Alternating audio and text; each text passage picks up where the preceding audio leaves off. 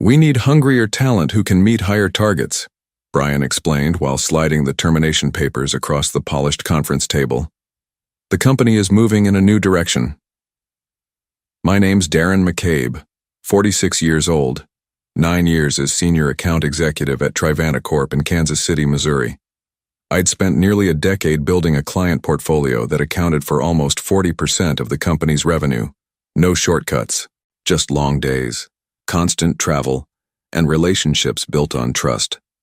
I smiled, thanked him for the opportunity, and walked out without argument. Brian Ellsworth had arrived 6 months ago as our new vice president of sales, brought in by the CEO to reinvigorate the team. He wore custom suits, spoke in tired motivational phrases, and had never once joined me on a client call. 3 weeks after starting, he'd implemented a new commission structure that slashed my earnings by 20%, despite my numbers being consistently strong. The signs were there. My desk had been moved to a corner during office renovations. My name disappeared from meeting invites. Yesterday I'd noticed IT servicing my computer while I was at lunch. Small things, not worth mentioning, but enough to know something was coming. I packed 9 years into a single cardboard box, family photos, a coffee mug my daughter had painted, and a folder of client contact information I'd kept separate from the company database. Just habit, really. Need help with that? Asked Valerie from accounting. She looked genuinely confused. Are you changing offices? Something like that, I replied, not wanting to make a scene. On the elevator ride down, I stood next to Everett Stanton, our CEO. He nodded without really seeing me, too focused on his phone. He had no idea what Brian had just done or what it would mean for quarterly projections. But he would, soon enough. Walking to my car, I didn't feel anger, just a strange sense of clarity, like waking up from a long, comfortable dream to find the house was never really yours to begin with. I drove home in silence, no calls, no radio, just thinking about tomorrow. My phone buzzed as I pulled into my driveway. Travis Hendricks, my biggest client. The annual contract renewal was next week. He'd texted me about dinner reservations for when he'd be in town. He didn't know yet. Nobody did. I set the phone on the kitchen counter without answering and looked out the window. 9 years of client relationships all built on my word and my reliability. Brian didn't just fire an employee today. He'd cut the only line connecting Trivanta to millions in revenue, and he had no idea. I joined Trivanta back when it was still called Midwestern Financial Services, before the rebranding and the fancy downtown office. Everett hired me himself, straight from a competitor where I'd been hitting targets but getting passed over for promotion. I want someone who knows this market, he'd said, someone clients trust. For 7 years, he was right to trust me. I built our client base from regional businesses to national accounts, extended our contracts from 1-year terms to 3 and 5, brought in Lockhart Manufacturing when they left our biggest competitor, added the Henderson Group when nobody thought we had a chance. My wife Rebecca used to joke that I was married to my clients. Thursday night dinner with the Johnsons again? She'd ask, already knowing the answer. The kids grew used to me missing ball games and recitals. Dad's working became their normal. I promised it would be worth it someday.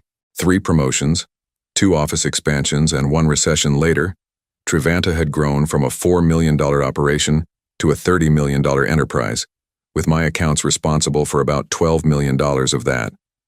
Not that anyone had calculated the exact percentage until Brian arrived. The first red flag appeared during a quarterly review meeting, 3 months after Brian took over sales. Your client acquisition rate has flatlined, he said, pointing to a chart that showed I'd only added 2 new accounts that quarter. Because I'm focused on expanding existing relationships, I explained. The Lockhart contract just doubled. The future is in new business, Brian insisted. We need hunters, not farmers.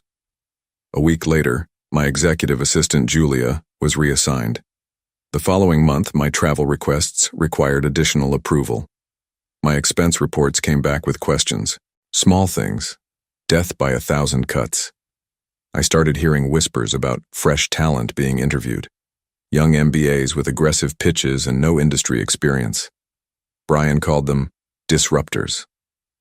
Last month, he hired Alicia Winters, 29, from a tech startup. During her first week, she was assigned to join me on a call with Travis Hendricks. No explanation, no proper introduction, just showing her the ropes. Travis noticed. After the call, he texted me, "Who's the new girl? Are you training your replacement?" I laughed it off, just expanding the team. But driving home that night, I felt something shift in my gut, the kind of certainty that comes from years of reading boardrooms and client faces. Something wasn't right. I should have trusted that feeling sooner. I placed my cardboard box on the kitchen counter and poured myself 2 fingers of bourbon. The house was empty. Rebecca was at her sister's place in Denver for the week, helping with a new baby. Probably for the best. I needed the quiet. I pulled out my personal phone and scrolled through my contacts. 9 years of relationships. Over 200 clients, vendors, and industry connections. People who trusted me to handle their business. People who'd signed with Trivanta because of me, not our corporate marketing or flashy downtown office. My work phone, now sitting disabled in the box, contained only the official correspondence. The dinner invitations, the golf outings, the personal cell numbers of CEOs and decision-makers, those were all here on my personal device. Information I'd accumulated by being someone people wanted to work with. I sipped my drink and felt a strange calm settle over me. No panic. No desperation about mortgage payments or health insurance. Just a clear understanding of what had happened and what would happen next. The bourbon burned going down. 9 years of 60-hour weeks, of missed family dinners and little league games. 9 years of building something I thought was mine, only to discover it wasn't. I opened my laptop and pulled up my employment contract. The non-compete clause was there, but limited in scope. 1 year, and only applicable if I left voluntarily. Being terminated changed things. There was no legal barrier to taking my clients elsewhere. My phone buzzed. Travis again. Dinner reservation confirmed for Thursday. Looking forward to discussing the renewal. I stared at the message for a long time. Travis Hendricks represented $1.7 million in annual business for Trivanta. His company, Lockhart Manufacturing, had been with me for 6 years. Before that, 3 years at my previous firm. Almost a decade of trust. And he wasn't alone. The Henderson Group, Westfield Properties, Carlton Industries, together they accounted for another $1.5 million. All of them had contract renewals coming up in the next 30 days. All of them dealt exclusively through me. I set my glass down and made a decision. I wouldn't call anyone tonight, wouldn't send angry emails or make threats. I'd sleep on it, wake up clear-headed, and then make exactly 3 phone calls. Not to vent or complain. Just to inform my closest clients that I was no longer with Trivanta, effective immediately. The rest would happen on its own. I took out the family photos from my box. My daughter's graduation, my son's wedding, the trip to Yellowstone we almost canceled because of a client emergency. I'd missed too much already. Tomorrow I'd start making different choices. I finished my bourbon and went upstairs to sleep in an empty house. For the first time in years, I didn't set an alarm. No early flights. No quarterly projections to review before dawn. Just the calm certainty that Brian Ellsworth had made a catastrophic mistake, and I didn't need to do anything but step aside and let it unfold. I made my 3 calls the next morning. No dramatics, just facts. Travis, I'm no longer with Trivanta as of yesterday. Wanted you to hear it from me directly. His response was immediate. What happened? Who's handling our account now? Brian Ellsworth will probably reach out, or maybe Alicia Winters. A long pause. The girl from the meeting, she doesn't know our business. That's all I can tell you, the rest is your decision. Similar conversations with James Henderson and Peter Carlton. No suggestions, no recruitment pitch, just information, delivered with the same reliability they'd come to expect from me. By noon, my personal phone was buzzing constantly. Other clients had heard. The industry was small that way. At 2 p.m., Everett Stanton called. I let it go to voicemail. Darren, this is Everett. We need to talk about your transition. Several clients are expressing concerns. Please call me back immediately. I didn't. Instead, I drove downtown to meet with Lawrence Finch, an attorney who specialized in employment law. I'd helped his son-in-law secure financing for a restaurant 3 years ago. He owed me a favor. They can't stop you from working, Lawrence confirmed after reviewing my termination papers, but they'll try to scare your clients from following you. Prepare for that. By 4 p.m., Trevanta's legal department had emailed a reminder about confidentiality obligations. By 5 p.m., Brian had texted, "Let's discuss your exit package. There might be room for consulting work." Too late. My phone buzzed again at 5:30 p.m. Travis. "Just got off a call with your CEO and that VP who fired you. They promised continuity, said Alicia would handle everything personally. Then they offered a 10% discount on renewal." "What did you tell them?" I asked. "That I'd think about it." I said nothing. Travis continued, "I've sent notice terminating our contract, citing change in relationship management. Henderson and Carlton did the same." Still, I said nothing. "Darren, where are you landing? Because wherever it is, that's where our business is going." That night, 3 more companies from my portfolio sent termination notices to Trevanta. By morning, the total was 8, representing over $3.2 million in contracts. Everett called an emergency board meeting. I know because Julia, my former assistant, texted me. "Complete chaos here. Brian trying to blame you for client tampering. CEO asking why nobody saw this coming." My phone rang again, a number I didn't recognize. "Darren McCabe," I answered. "Michael Grantley here, Grantley and Company. A competitor, smaller firm, better reputation. I hear you're available and several of our mutual friends speak highly of you." "I'm listening." "Senior vice president position, 6-figure signing bonus, full autonomy to manage your own accounts, and a seat on our executive committee." "When would you want me to start?" "How's tomorrow sound?" I accepted on the spot, not out of urgency or desperation, but because it was exactly what I wanted: respect, autonomy, and recognition of the value I brought. That afternoon, Brian texted again. "Board approved a retention package, full salary for 6 months plus stock options. Just help us transition your accounts." I didn't respond. There was nothing to say. They'd had 9 years to value what I built. Now they were scrambling to put a price on it after the fact. Too little. Far too late. 1 week into my new role at Grantley and Company, Julia called me from a personal number. "You need to know what happened," she said. "It wasn't just Brian wanting his own people." I sat in my new corner office, larger than the one at Trevanta, and listened as 9 years of history reshuffled into a clearer picture. "They were planning to sell the firm," Julia explained. "Veritas Capital made an offer 2 months ago, but with conditions. They wanted to bring in their own account managers for the major clients, integrate them with their existing portfolio companies." The pieces clicked into place. Brian hadn't been hired to grow sales. He'd been brought in to transition accounts away from me, making them company assets rather than relationships tied to a single executive. My termination wasn't about performance. It was preparation for acquisition. "How do you know this?" I asked. "I'm still assigned to the executive suite. I see the documents, hear the conversations. Yesterday they pulled the offer. Veritas won't buy without the client base you built." After we hung up, I sat still for a long time. 9 years of loyalty, and they'd been willing to detach me from my clients like removing a middleman. Not because I failed. Because I succeeded too well. The relationships were too strong, too personal. They needed me gone before clients could be repackaged as corporate assets. I opened my laptop and checked my email. More former clients had reached out. The industry was humming with the news. Darren McCabe had moved to Grantley and clients were following. Trevanta's stock had dropped 12% in 5 days. My phone buzzed with a text from Everett. "Can we meet? Just you and me, no lawyers." I didn't respond immediately. The deeper betrayal settled in my stomach like cold lead. Not just fired, deliberately sacrificed as part of a corporate chess game.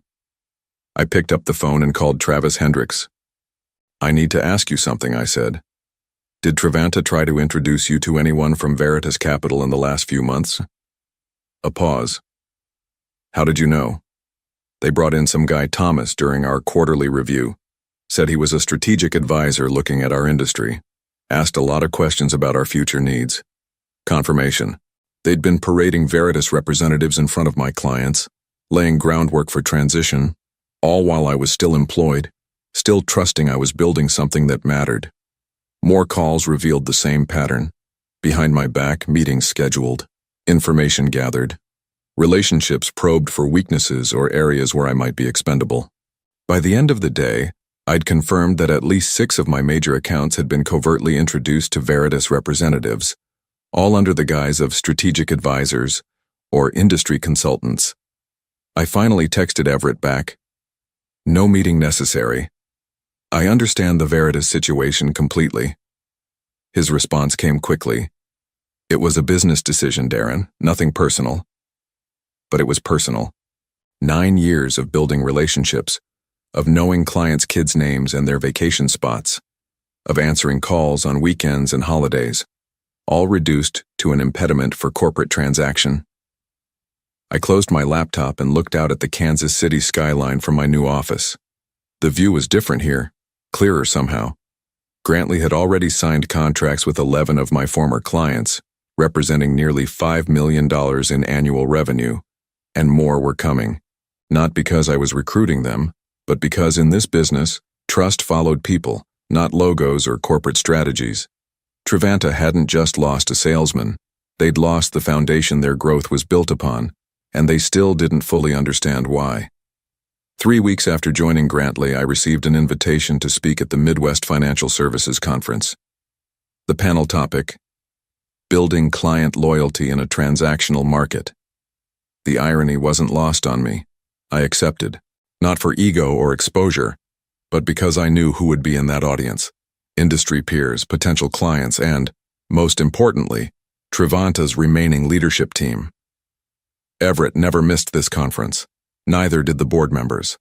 Meanwhile, Grantley had given me resources Trevanta never offered: 2 dedicated analysts, marketing support, and most crucially, equity partnership. Every client I brought in wasn't just commission, it was building something I partially owned. I spent a month preparing for the conference, not with flashy slides or rehearsed anecdotes, but with data. Working nights with my analysts, I compiled performance metrics for every client who had followed me from Trevanta to Grantley. The results were undeniable. Average service response time reduced by 53%. Implementation costs down 30%. Client satisfaction scores up by 22 points. It wasn't just about me. It was about proving what happened when companies valued relationships over transactions. The morning of the conference, I reviewed my notes one last time. No dramatic reveals, no naming names, just facts and outcomes. Professional, measured, devastating. As I walked into the hotel ballroom, I spotted Everett immediately, huddled with 2 board members near the coffee station. His face tightened when he saw me. I nodded politely and moved on. The panel discussion began with standard questions about market trends and technological disruption. When my turn came, I spoke plainly about what clients truly valued. In an age where everything is automated and digitized, personal accountability has become the rarest commodity, I said. Companies often mistake client relationships for company assets. They aren't. They're trust agreements between individuals that need constant reinforcement. I presented my data without mentioning Trevanta by name, just case studies of clients who had switched firms and seen immediate improvements. The lesson isn't about retention packages or contractual obligations, I concluded. It's about understanding that when you treat relationship managers as interchangeable parts, clients will show you exactly how wrong that assumption is. During the Q&A, an audience member, a young analyst I didn't recognize, asked the question everyone was thinking. Isn't your recent move from Trevanta to Grantley, along with several major clients, exactly the scenario companies fear when they consider how much autonomy to give relationship managers? The room went silent. I could feel Everett's eyes boring into me from across the room. That's a fair question, I replied. But consider the alternative. Trevanta lost those clients not because I took them, but because they failed to understand what those clients actually valued. No one followed me out of personal loyalty alone. They followed because their needs were consistently better met through my approach to service, an approach my former employer decided was no longer aligned with their direction. I paused, making brief eye contact with Everett. Every company has the right to change direction, and every client has the right to decide if that new direction serves their interests. The market is brutally efficient that way. After the panel, 3 more former Trevanta clients approached me. By the end of the conference, Grantley had signed letters of intent with 5 new accounts, representing another $2.7 million in annual revenue. That evening, I checked the financial news. Trevanta had announced a restructuring. Brian Ellsworth was pursuing other opportunities. The Veritas acquisition was officially dead. Their stock had fallen another 8%. I closed my laptop without a trace of satisfaction or triumph, just the quiet certainty that comes from being proven right in the most definitive way possible, by the market itself. The lesson had been delivered. Whether they would learn from it was no longer my concern. 6 months after my termination, I stood in Grantley's largest conference room, surrounded by my team and the company's leadership. On the screen behind me, a single slide displayed our quarterly results. $8.4 million in new business, 70% from former Trevanta clients. Michael Grantley himself raised a glass. To the best acquisition we've ever made, and we didn't even have to buy a company to get it. Polite laughter rippled through the room. I smiled but didn't join in. This wasn't about celebration for me. It was about validation. My phone buzzed with a news alert. Trevanta Corp announces CEO transition. Everett Stanton steps down amid continued revenue challenges. I slipped the phone back into my pocket without showing anyone. Some victories don't need an audience. Later that afternoon, I received an email from Alicia Winters, the young woman Brian had tried to position as my replacement. I've been let go along with most of the sales team. Any chance Grantley is hiring? I forwarded it to HR with a note. Worth interviewing, not her fault what happened. As I was leaving the office, my assistant handed me an envelope that had been couriered over. Inside was a handwritten note from Everett Stanton. You were right. I put transaction above relationship. Cost the company everything. If you're ever willing to have coffee, I'd appreciate the chance to apologize in person. I folded the note and placed it in my jacket pocket. Maybe someday. Not yet. That evening, driving home, I passed Trevanta's building. The sign was being removed from the facade. The local business journal had reported they were downsizing to a smaller office in the suburbs. I didn't slow down, didn't take a photo, just drove on, eyes forward toward the life I was building on my own terms. 1 year to the day after Brian had slid those termination papers across the conference table, I signed the final documents, making me a full partner at Grantley & Company. The firm had grown 34% since my arrival. My client portfolio now represented nearly $20 million in annual revenue. I closed the manila folder containing the partnership agreement and looked out my office window at the Kansas City skyline. The same buildings, the same city, but everything else had changed. Rebecca entered with 2 cups of coffee. Signed an official? I nodded. Signed an official. She sat across from me, studying my face. You don't look as happy as I expected. Just thinking. About Trevanta? I shook my head. About what I'm building here, about doing it right this time. That morning, I'd approved hiring 3 new account managers, all with the same profit-sharing structure I'd negotiated for myself. No one would build something here only to have it taken away. That was my first act as partner. My phone buzzed. Travis Hendricks. Heard about the partnership. Congratulations. Knew you'd land on your feet. Thanks to clients like you. No, he corrected. Thanks to you being who you are. We just followed the value. After we hung up, I picked up the frame Rebecca had given me last Christmas, a simple quote on parchment paper. The best revenge is massive success. I placed it back on the credenza, face down. That chapter was closed. I took out my calendar and booked lunch with Everett Stanton. Not to gloat, not to rehash the past, but because sometimes the final step in moving forward is releasing the weight of what happened before. I shut down my computer, picked up my keys, and walked out to meet Rebecca. We had tickets to our son's band performance, something I wouldn't have made time for in my previous life. Some losses clear the way for better victories.